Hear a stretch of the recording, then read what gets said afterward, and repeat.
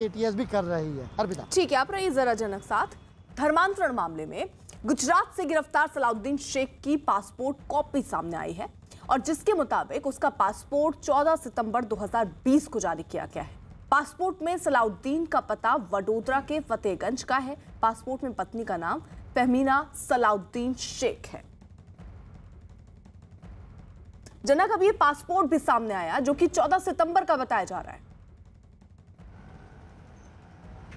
बिल्कुल अर्पिता, अब ये देखा जा रहा है कि इस पासपोर्ट पे विदेश की टूर हुई है नहीं, ये सबसे बड़ी इंपॉर्टेंट बात है। अगर वो विदेश गए हैं तो फिर वो किससे मिले, क्या मिले, और ये जो मॉड्यूल है पूरी तरीके से काम हो रहा था वो केवल एक राज्य तक तो सीमित नहीं है, इसके तार बाकी किन राज्यों से जुड़े हैं, न कि केवल बड़ोदरा बल्कि अब बाकी भी और ऐसे हो सकते हैं सलाउद्दीन के अलावा जो इस पूरे गोरख धंधे में शामिल थे। तो ऐसे में वो कौन हो सकते हैं? तो एक बड़े पर्सपेक्टिव को देखते हुए यूपी एटीएस के साथ साथ गुजरात एटीएस भी इन चीज़ों में देखभाल करी। चूँकि अब तक ये था कि मामला अभी यूपी एटीएस ने दर्ज किया है, यूपी का है जुरिस्डिक्शन, ऐसे में गुजरात एटीएस है वो केवल एक सपोर्टिव एजेंसी के तौर पे काम कर रही थी। लेकिन अब जो कि सलाउद्दीन का नाम सामने आया और विदेश से फंड का मामला आता है तो जाहिर सी बात है बाकी भी जो सरकारी फाइनेंशियल इंस्टीट्यूशन है वो भी अब सचेत हो गए हैं कि जो फंड आ रहे थे वो एफसीआरए के तहत जो फंड आ रहे थे उसका बेजा इस्तेमाल कैसे किया जाने लगा।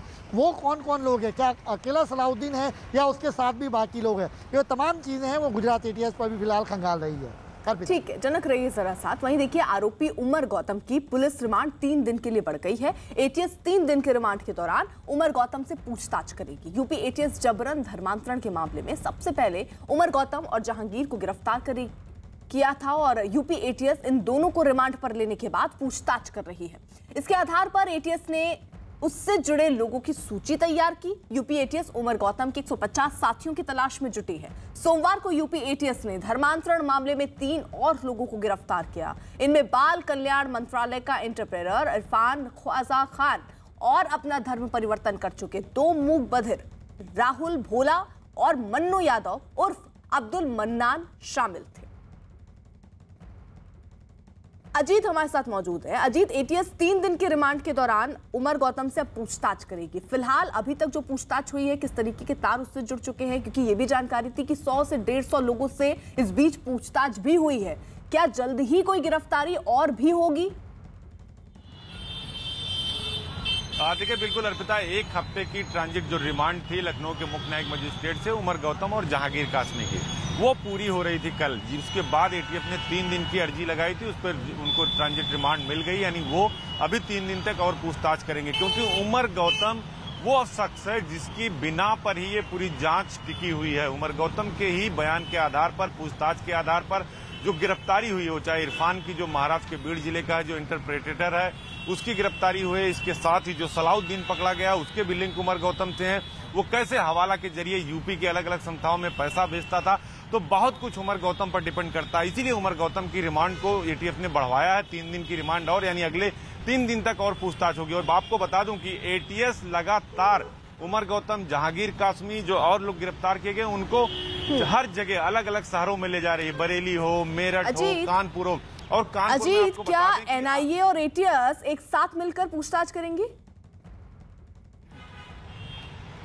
देखिए बिल्कुल एनआईए से सारी जांच शेयर की गई, क्योंकि अब मामला उत्तर प्रदेश के बाहर देश के 24 राज्यों से जुड़ गया है। तो उत्तर प्रदेश के गृह विभाग ने एनआईए से भी कहा और सारी जांचों की जितनी बातें हैं, वीडियो हैं, साहित्य है, पूछताछ में जो बातें आई हैं वो सब एनआईए को दिया गया। और एनआईए भी इस मामले में अब जांच शुरू कर रही है, वो पूछताछ करेगी, क्योंकि ये मामला देश के अंदर नहीं देश के बाहर से भी जुड़ा हुआ है। क्योंकि कानपुर में नए 8 लोगों को यूपी एटीएस ने उमर गौतम के बयान के आधार पर चिन्हित किया, जिसमें 2 मौलाना भी शामिल हैं। ये लोग कानपुर में ऐसे 50 लोगों को टारगेट कर रहे थे अर्पिता, जो या तो मूक बधिर हैं, या सोचने समझने की क्षमता कम है, या शारीरिक तौर पर विकलांग है, या गरीब हिंदू या महिलाएं और मजदूर हैं।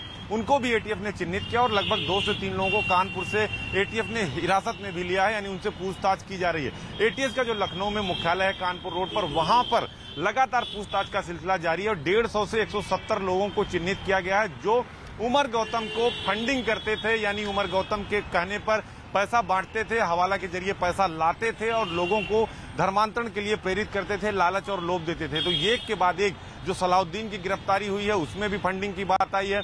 इसके पहले भी आपने देखा कि अबू धाबी, दुबई, कतर, रियाज कई जगह से पैसे ट्रांसफर हुए थे। तो इंटरनेशनल बॉर्डर का भी जिक्र है, यानी पाकिस्तान का एक इस्लामिक दावते जो इस्लामिक सेंटर है उसका भी नाम अब आया, उसकी बाकायदा लिखा पढ़ी में कानपुर में। जनक का भी जल्दी से रुक कर लेते हैं। अजीत रहिए जरा आप साथ। जनक, सलाउद्दीन उमर गौतम के बीच फंडिंग का कनेक्शन सामने आया है। सलाउद्दीन क्या उमर गौतम के अकाउंट पर पैसे भेज रहा था? तो सलाउद्दीन के पास पैसे कैसे आ रहे थे, कुछ जानकारी? बिल्कुल अर्पिता, देखिए यही बात है कि जो पैसे विदेश से आ रहे थे वो उनके अकाउंट में बाकायदा ऑफिशियल चैनल के थ्रू आ रहे थे, लेकिन उसको बाकायदा कैश के तौर पे बैंक से उठाना और उसके बाद अंगड़िया जो या हवाला जिसे कहते हैं, हवाला के ज़रिए उमर गौतम तक पहुंचाना, तो ये बात अपने आप में बड़ी बात है कि जो चैनल का इस्तेमाल हो रहा था वो ऑफिशियल चैनल का पहले इस्तेमाल हो रहा था, विदेश से फंड आ रहा है, लेकिन उसको ऑफिशियल इस्तेमाल करने की जगह बाकायदा कैश के तौर पर पैसे उठाए जाते हैं। और वहाँ पर भी जो सामने आई है, जिस तरह अजीत बता रहे थे कि किसी की आर्थिक मजबूरी का फायदा उठाकर उसको लोभ लालच देकर कैश पैसे दिए जा रहे थे, तो वो जो पैसे हैं वो उमर गौतम को जो मिल रहे थे वो वडोदरा से सलाउद्दीन दे रहा था। तो सलाउद्दीन के अलावा और भी कौन कौन लोग शामिल हैं ये भी इस मामले में जांच का विषय है। और हवाला के जरिए जो पैसे भेजे गए 6 दफ़ा 30 लाख रुपया, मतलब हर बार 5 लाख जितने पैसे भेजे गए, तो उन 5 करके जो अलग अलग किस्तों में भेजे गए वो किस हवाला के जरिए किस चैनल के थ्रू भेजे गए उसकी पड़ताल फिलहाल गुजरात एटीएस कर रही है। ठीक रही जरा सा। धर्मांतरण मामले में एटीएस की जांच जैसे जैसे आगे बढ़ रही है नए नए तथ्य सामने आ रहे हैं। यूपी एटीएस के मुताबिक 8 कट्टरपंथी, एक दो नहीं 8 कट्टरपंथी जो हैं वो उमर गौतम के संपर्क में थे। इनमें 2 मौलाना भी बताए जा रहे हैं। अब एटीएस के रडार पर कानपुर के ये 2 मौलाना भी हैं। एटीएस के मुताबिक उमर गौतम की संस्था से जुड़े कट्टरपंथी कानपुर में धर्मांतरण के लिए लोगों की तलाश करते थे। एटीएस के मुताबिक ये कट्टरपंथी ज्योति मूक बधिर विद्यालय के छात्रों के अलावा और लोगों को भी धर्मांतरण के लिए उकसाते थे। एटीएस का यह भी दावा है कि इन लोगों ने कानपुर के 50 से ज्यादा गरीब और मजबूर लोगों को धर्मांतरण के लिए उकसाया। ये लोग मजबूर और गरीब लोगों को रोजगार, शादी का झांसा देकर धर्मांतरण कराते थे। एटीएस के साथ क्राइम ब्रांच इन सभी लोगों की तलाश में जुटी है। धर्मांतरण रैकेट के कनेक्शन कानपुर से भी जुड़े और कानपुर का रहने वाला मूक बधिर छात्र आदित्य गुप्ता अब्दुल कादिर बन गया और रिचा माहिन अली बन गई। अजीत हमारे साथ मौजूद है लगातार। अजीत, ये कनेक्शन किस तरीके से अब आगे बढ़ते हुए नजर आ रहे हैं? कुछ और नई जो जानकारी, क्योंकि कानपुर से ये पूरा रैकेट जो है वो कानपुर का भी कनेक्शन जुड़ता हुआ इससे नजर आ रहा है, कुछ और परिवार भी जुड़ते हुए इससे नजर आ रहे हैं जिसकी चपेट में आए थे, क्या जानकारी?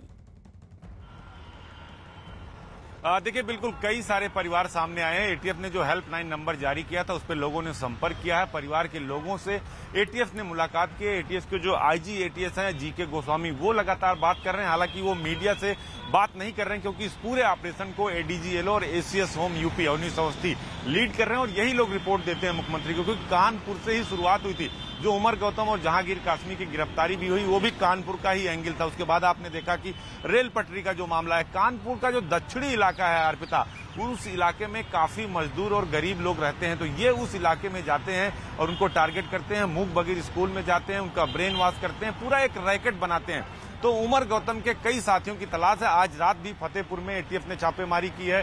इसके अलावा लखनऊ का जो अल हसन है उसके संस्थापक से लगातार पूछताछ जारी है। नोएडा का जो डेफ सोसाइटी थी उनसे पूछताछ जारी है। जहां जहां के मामले आए हैं, फिरोजाबाद का जो मामला था वहां पूछताछ जारी है। इसके अलावा लगातार जो एटीएस है, यूपी एसटीएफ है, छापेमारी कर रही। यूपी के जो 32 जिले थे वो बढ़कर 35 हो गए हैं। यानी एक के बाद इनके नए नेक्सस का खुलासा होता जा रहा है और यही वजह है कि यूपी की सीएम ने कहा है यूपी की जांच एजेंसियों की कि वो केंद्रीय जांच एजेंसियों से, एनआईए से, ईडी से संपर्क करें और सब कुछ जांच की बातें साझा करें, क्योंकि ये देश की अस्मिता से जुड़ा मामला है, जनसंख्या संतुलन को बिगाड़ने से जुड़ा मामला है, विदेशी फंडिंग का मामला है। तो इन सब को लेकर जांच की जा रही है। और एक बात और कि इतने पैसे तो सिर्फ जो खाते के जरिए विदेशों से आ रहे हैं या हिंदुस्तान की अलग अलग संस्थाओं में आ रहे हैं अर्पिता, एक विषय की जांच आज और शुरू हुई है यूपी एटीएस की कि नगद पैसे इनको कहां से मिलते थे। हवाला के जरिए अगर कोई अबू धाबी या रियाज में बात करता था तो वहां बात होती थी और पैसा उनको मुरादाबाद या गाजियाबाद या यूपी के मेरठ में उनको डिलीवरी हो जाती थी कैश पैसे। तो कैश पैसे का भी बड़ा ट्रांजेक्शन सामने आया है यूपी एटीएस के सामने। ठीक है अजीत, आप नजर बनाए रखिए। जनक भी हमारे साथ थे, दोनों का बहुत बहुत